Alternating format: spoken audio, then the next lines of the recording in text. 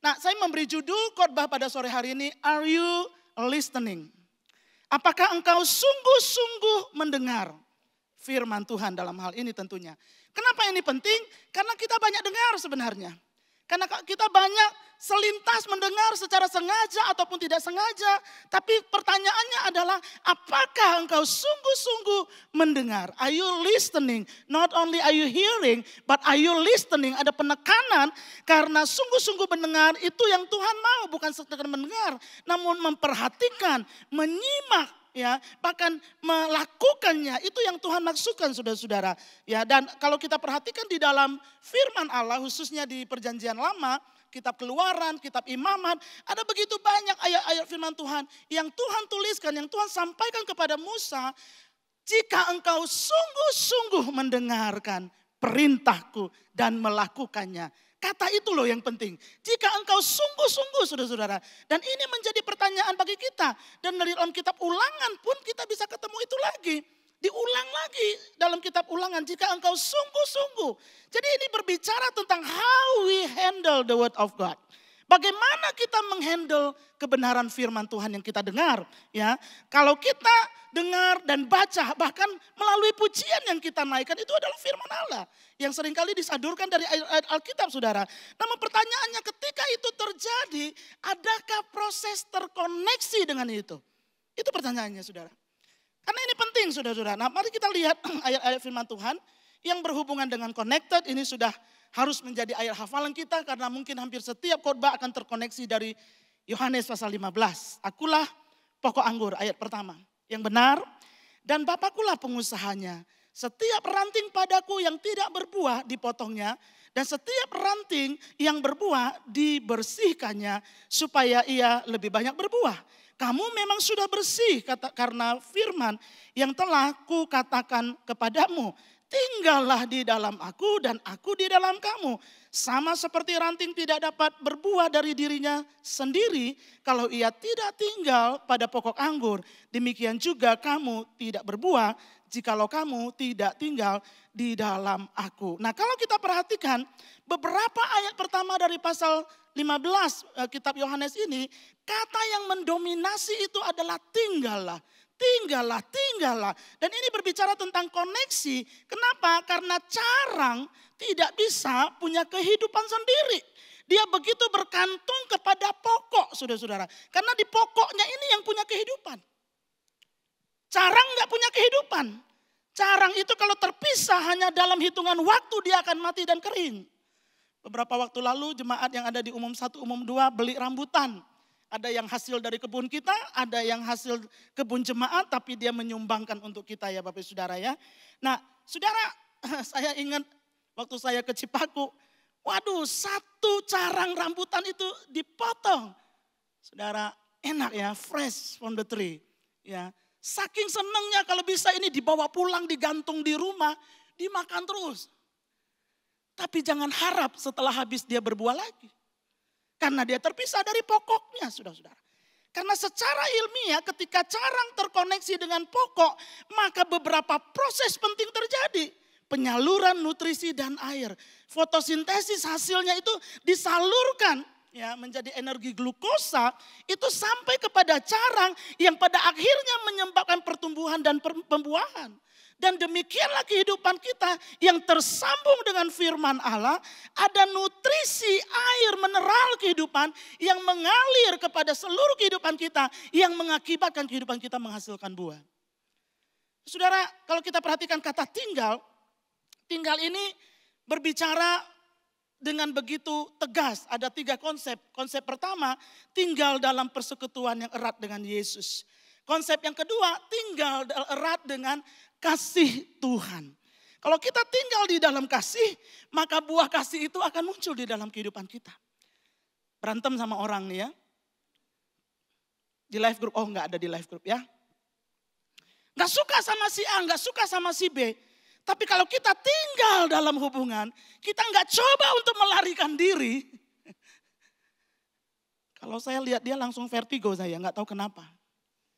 Jadi kita pakai alasan itu, tolong dong Pastor Heri, karena ada di Bogor Barat gitu ya. Carikanlah saya live group yang lebih sehat buat saya. Ini enggak sehat. Dia lupa yang sakit itu bukan life groupnya. Waktu kita nggak suka sama seseorang dan kita coba untuk menghindari dan kita coba untuk memendam itu di dalam diri kita tanpa kita mau belajar untuk mengeluarkan belas kasihan Tuhan, mengeluarkan apa yang firman Tuhan ajarkan untuk cara kita memandang orang lain, belajar untuk menerima orang lain, saudara-saudara. Mau ke life group mana aja sama aja, saudara. Karena boroknya akan keluar. Tapi kalau saudara bertahan dalam sebuah hubungan, betul dia pernah bikin saya vertigo. Tapi saya mau melihat dia dengan cara mata Tuhan memandang dia. Tuhan berikan saya belas kasihan-Mu ketika saya melihat dia. Bahwa dia mungkin tersesat. Atau bahkan saya yang tersesat. Tuhan berikan saya kerendahan hati untuk bisa terus menerima orang ini. Saudara, ketika itu mulai terjadi dan belas kasihan Tuhan mulai ada. Karena kita memilih untuk tinggal di dalam kasih Tuhan. Disitulah buah kasih itu lahir. Disitulah kehidupan kita berbuah, saudara-saudara. Dan tinggal dalam firman itu adalah konsep yang ketiga, ya. Tinggal di dalam firman Tuhan. Tinggal dalam Tuhan itu berarti tinggal di dalam firman-Nya. Kenapa? Karena Yohanes 1 ayat 1 berkata, pada mulanya adalah firman. Dan firman itu bersama-sama dengan Allah. Dan firman itu adalah Allah. Artinya kalau saya tinggal di dalam firman, saya tinggal di dalam Allah dan Allah di dalam saya. Tinggal di dalam Tuhan melalui firman-Nya. Ya. Dan namanya proses berbuah itu nggak bisa namanya tanam cabut. Itu adalah sebuah proses. Sabar untuk melihat buah itu lahir dari kehidupan kita, saudara-saudara. Sabarlah dengan apa yang saudara doakan. Sabarlah dengan orang yang belum berubah. Karena itu butuh proses untuk menghasilkan buah. Jadi Bapak Saudara, keputusan untuk tinggal dalam firman Tuhan akan berbuah pertobatan, berbuah perubahan hidup, bahkan berbuah perubahan peran. Dan kita sering dengar itu kan, perubahan hidup, perubahan peran. Jangan lupa itu ada prosesnya. Prosesnya adalah kita tinggal di dalam firman Tuhan. 2 Timotius pasal yang ketiga ayat 16.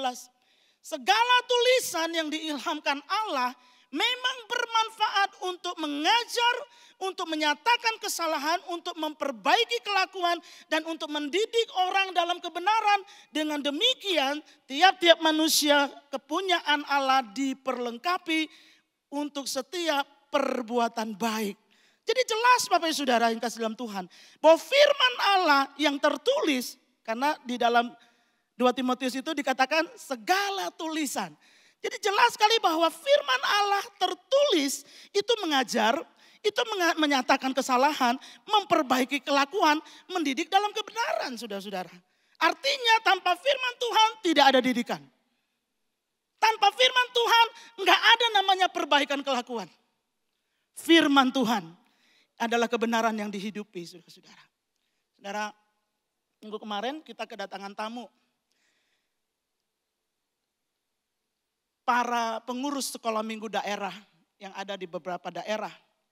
Lalu seperti biasa tamu-tamu kalau datang berkunjung juga ke HBLM, kami akan bawa ya ke sebuah tempat. Saudara pasti tahulah sangat terkenal di Bogor ya, tempat ngeteh dan ngopi. Lalu di situ ada 2 belokan untuk parkiran, saudara-saudara. Nah saya biasanya kemana-mana saya suka pakai GPS karena saya agak lelet kalau ngapalin jalan. Jadi saya pakai GPS, nyetir, lihat GPS sambil dengar belok kanan, turn right gitu ya. Lalu ini ibu-ibu di belakang saya biasalah, namanya ibu-ibu kan biarpun cuma 2 orang tapi kayak di pasar gitu kan, maaf ya. Maksudnya kita tuh hobi gitu kan ngobrol. Jadi sambil ngobrol, sambil nyetir, sambil dengar GPS saudara-saudara.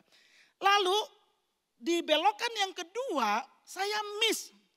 Kenapa saya miss? Yang harusnya saya belok ke situ.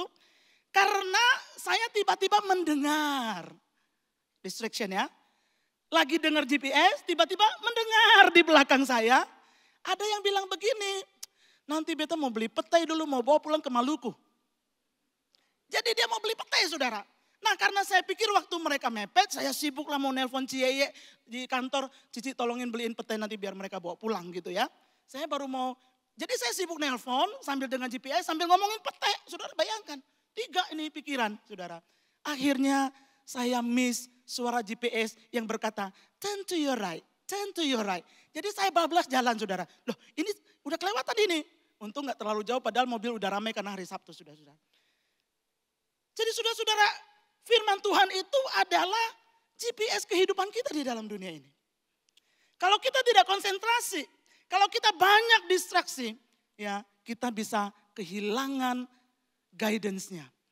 Kita bisa kehilangan harusnya belokan-belokan itu dan tadinya mesti tibanya jam 8 jadi jam 8 lewat. Kadang-kadang kalau udah kejadian terulang lagi waktu saya jemput mereka dari Kinasi ya, hampir ngomong Sinar Kasih. Kinasi ya, saudara-saudara ya. Wah ngobrol sampai ke Cibubur saudara. Bayangkan saudara, mau ke GSJ Bethlehem dari Kinasi itu kan dekat banget ya. Sampai ke Cibubur saudara. Kenapa? Karena terdistraksi dengan pembicaraan yang seru itu. Distraction itu sangat berbahaya di dalam kehidupan kita. Ketika kita mau mengikuti arahan firman Tuhan, namun kita tiba-tiba tidak jadi, tertunda. Akhirnya harganya lebih mahal, bensinnya nggak perlu tadi buat setengah jam jadi mesti nambah buat setengah jam. Tol yang tadinya murah jadi lebih mahal lagi saudara. Itulah dengan kehidupan kita. Ketika kita miss pimpinan Tuhan dalam kehidupan kita melalui firman-Nya, maka harganya lebih mahal saudara. Jadi sebagai murid Kristus izinkan firman mengawal seluruh kehidupan kita. Nah bicara dengan firman Tuhan mengawal kehidupan ada satu tokoh di Alkitab yang sangat menurut saya ini yang sangat saya suka ya. Suka banget dari tokoh perjanjian lama. Dan sangat terinspirasi karena saya menemukan kebenaran ini 2004 sebenarnya ya. Ezra. Mari kita baca ayatnya. Ezra pasal 7 ayat yang 9 dan 10. Firman Tuhan katakan, tepat pada tanggal 1 bulan pertama ia Ezra memulai perjalanannya pulang dari Babel dan tepat pada tanggal 1 bulan kelima ia tiba di Yerusalem. Lalu karena tangan murah Allahnya itu melindungi dia. Sebab Ezra telah bertekad untuk meneliti Taurat Tuhan dan melakukannya serta mengajar ketetapan dan peraturan di antara orang Israel. Jadi Ezra ini hidup pada abad kelima saudara-saudara. Dan dia dikenal sebagai tokoh yang memang menuliskan kitab ini. Saudara pada saat itu dia diutus oleh Raja Artasasta untuk memimpin gelombang kedua orang-orang Israel yang dibuang ke Babel ya. Untuk kembali ke Yerusalem saudara-saudara. Nah kalau kita baca seluruh pasal dari kitab Ezra pasal 7 itu. Maka saudara akan menemukan bahwa berulang kali. Kalau saya nggak salah 3 kali 4 kali gitu. Alkitab mencatat bahwa karena tangan murah Allahnya menyertai dia. Tangan murah Allahnya menyertai dia. Tangan murah Allahnya melindungi dia. Dan saya membuat kesimpulan bahwa akibat dari kehidupan yang terkoneksi dengan firman Tuhan. Yang adalah Tuhan sendiri, yaitu penyertaan Tuhan di sepanjang kehidupan saudara-saudara. Ezra berhasil dalam perjalanan misinya. Ia berhasil memimpin orang Israel kembali ke Yerusalem dengan selamat. Ia berhasil mengajarkan Taurat dan memulihkan ibadah kepada Tuhan. Ia mendorong umat Allah untuk meninggalkan pernikahan campuran yang bertentangan dengan firman Allah. Apapun yang dia kerjakan, ada begitu kemudahan yang dia dapatkan. Kenapa? Karena hidupnya dipimpin oleh firman. Hidupnya melekat dengan firman. Karena dari sejak awal Tuhan sudah menjanjikan kemenangan dan kehadirannya bagi orang yang mengikuti perintahnya. Keluaran 33 ayat 13. Maka sekarang katanya, jikalau aku kiranya mendapat kasih karunia di hadapanmu, beritahukanlah kiranya jalanmu kepadaku, sehingga aku mengenal engkau, supaya aku tetap mendapat kasih karunia di hadapanmu. Ingatlah bahwa bangsa ini umatmu. Lalu ia Tuhan berfirman, aku sendiri hendak membimbing engkau dan memberikan ketentraman kepadamu. Lewat apa? Bukan lewat Tuhan secara fisik, tapi lewat ketetapan Tuhan. Lewat perintah-perintah Allah Tuhan nge-guide hamba-hambanya. Tuhan membimbing umatnya dan memberikan ketetapan. Saudara kalau kita bicara tentang bimbingan Tuhan, jangan cari suara-suara yang audible. Harus audible gitu ya. Enggak selalu audible. Karena semuanya Tuhan sudah tuliskan di dalam firman-Nya. Apakah mungkin audible? Bisa saja ya. Tapi kalau saudara tunggu itu saya takut ya. Sampai ayam tumbuh gigi, saudara nggak dengar secara audible. Tapi firman Allah itu adalah kehadiran Tuhan sendiri di dalam kehidupan kita. Imamat 26, ini ayat yang sangat luar biasa kalau saudara baca Imamat pasal 26.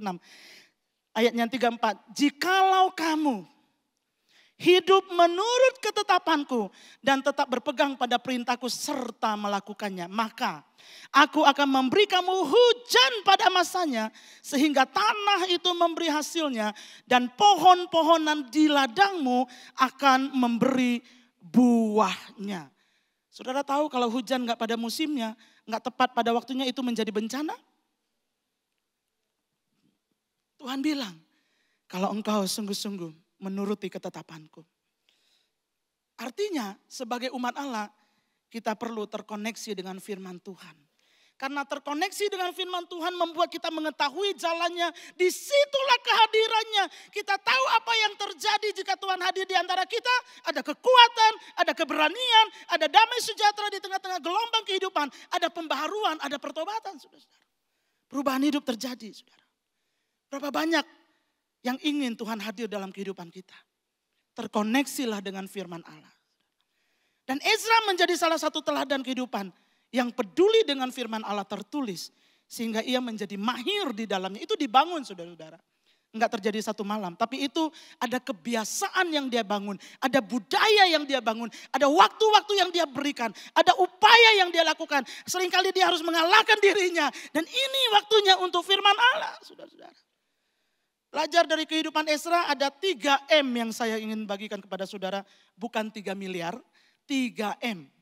Ya, 3M. Dan percayalah 3M ini, 3M ini bukan merek plester, bukan merek kaca film atau merek masker. 3M. Yang pertama M-nya meneliti. Dan kata meneliti di dalam bahasa Ibrani itu berarti menyelidiki dengan seksama, mempelajari dengan serius, atau mencari pemahaman yang dalam, saudara-saudara. Hari ini ada begitu banyak akses untuk firman Allah. Banyak banget.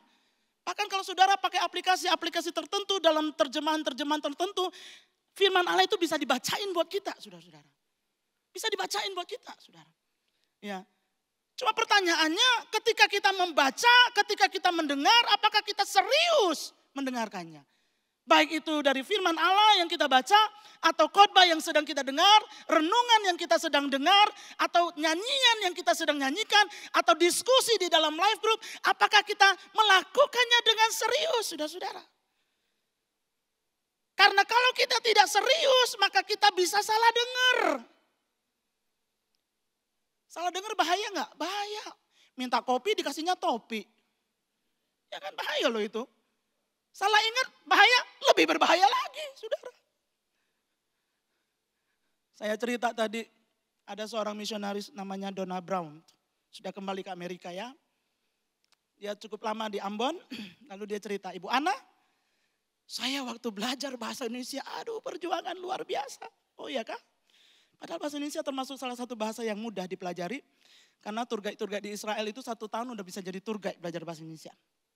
Dan dia bilang satu kali dia pergi ke embassy, kantor kedutaan Amerika di Jakarta. Dia naik taksi. Waktu dia naik taksi dia lihat itu gedungnya. Tapi samar-samar. Lalu dia bilang sama Pak supir, buka celananya Pak, buka celananya. Maksudnya buka jendela, ingatnya celana. Saudara bayangkan, salah ingat itu bahaya.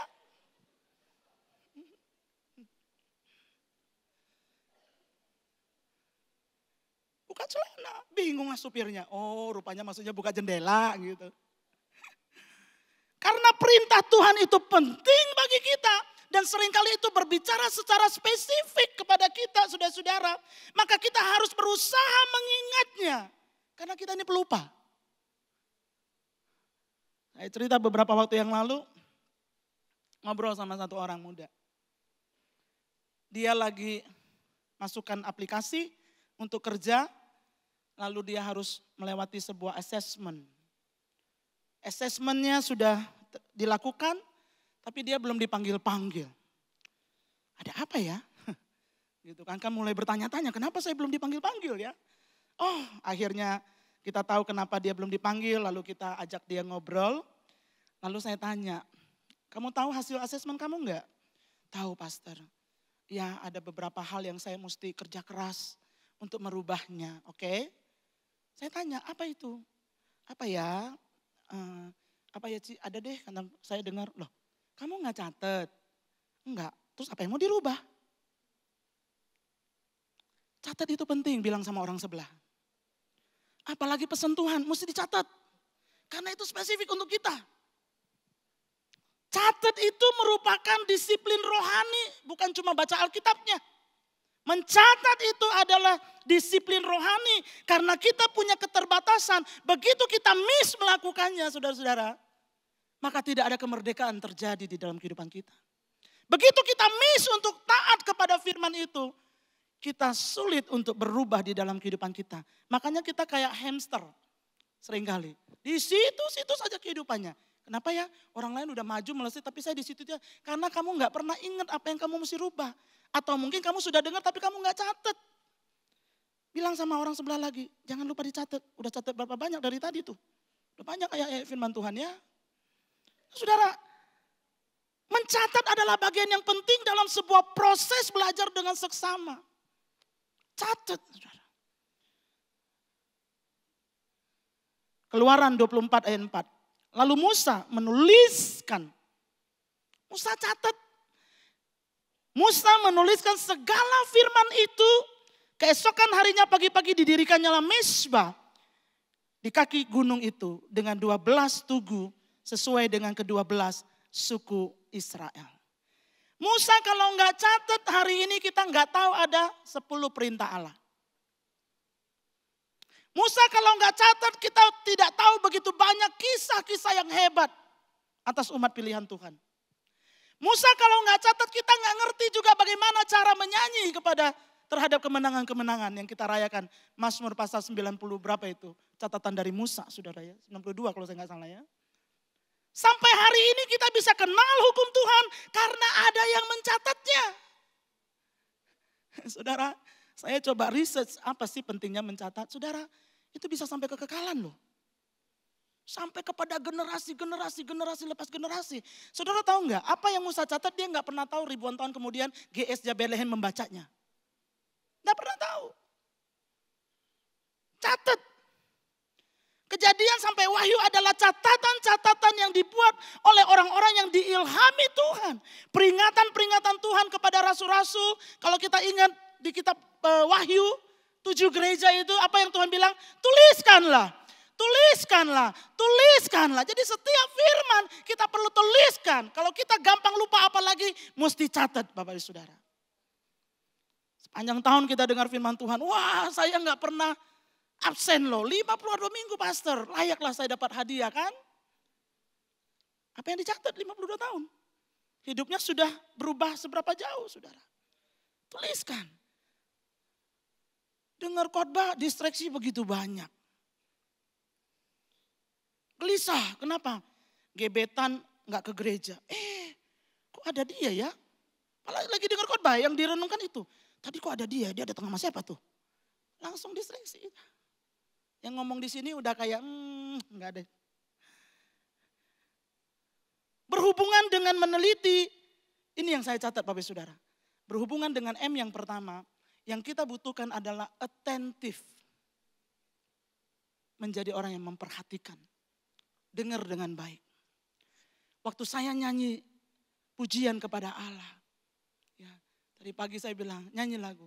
Seperti rusa rindu. Sungaimu jiwaku rindu engkau. Saya rindu gak ya sama Tuhan ya? Atentif sudah gak? Artikan apa yang kita nyanyikan. Karena itu adalah firman yang akan masuk di dalam. Saudara tahu ketika kita menyanyikan pujian di rumah ibadah seperti ini. Itu adalah perkataan iman yang didengar oleh kuping kita sendiri.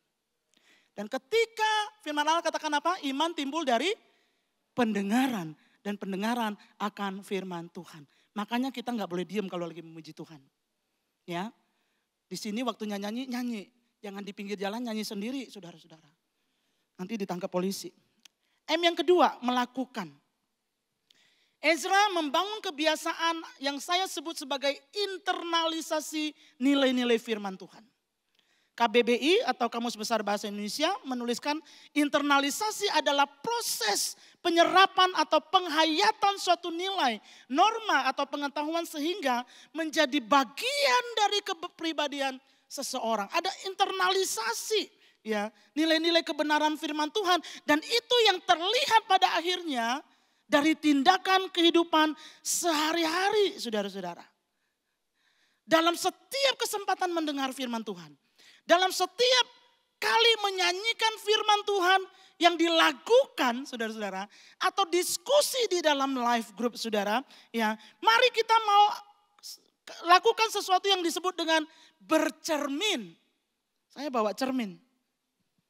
Cerminnya ada namanya, jadi kalau hilang ketahuan.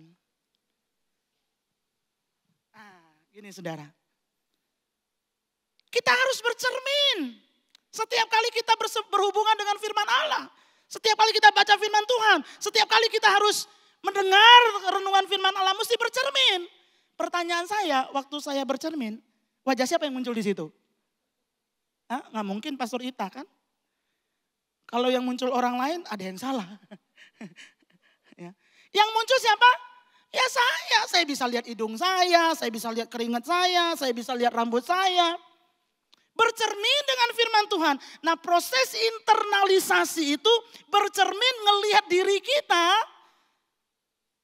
Apakah firman Tuhan yang kita itu bagaimana dengan diri kita terkoneksi dengan firman itu.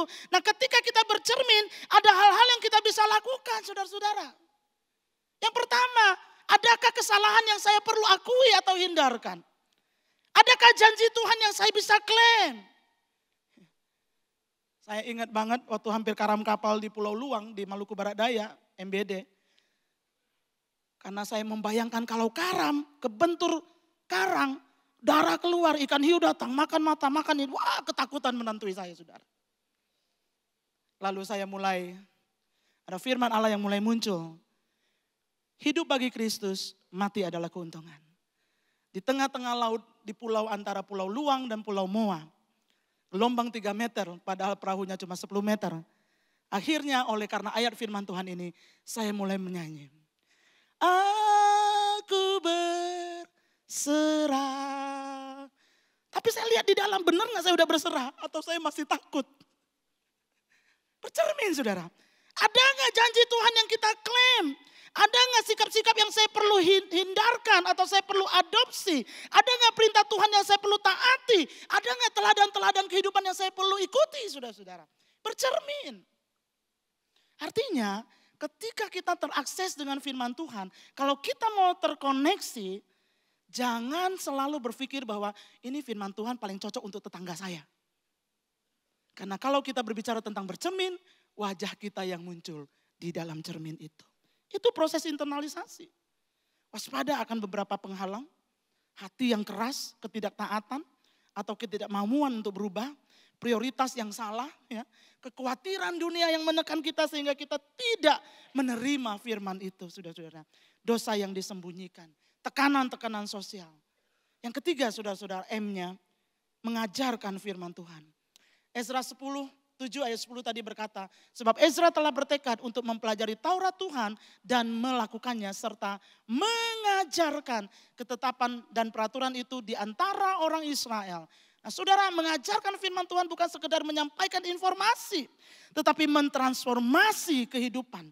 Ezra terlebih dahulu internalisasi. Sehingga dia bisa menolong orang lain, saudara-saudara. Oh, saya ada di dalam tekanan. Gimana caranya saya mesti keluar dari tekanan ini? Gimana caranya saya menghadapi penghinaan orang lain? Gimana caranya saya menghadapi orang-orang yang merugikan saya? Apa kata firman Tuhan? Oh, ini kata firman Allah. Saya mesti pegang firman Tuhan. Saya mesti pegang janji Tuhan. Sehingga saya bisa melewati masa-masa itu. Dan satu saat saya bisa mengajarkan itu kepada orang lain.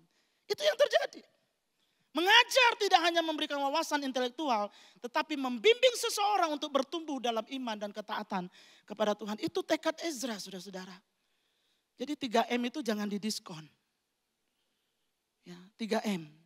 Kalau kita berbicara tentang terkoneksi dengan firman Allah, betul-betul kita mau terkoneksi, 3M ini harus kita jalankan di dalam kehidupan kita. Harus kita komitmenkan di dalam kehidupan kita. Saudara, ini adalah minggu misi.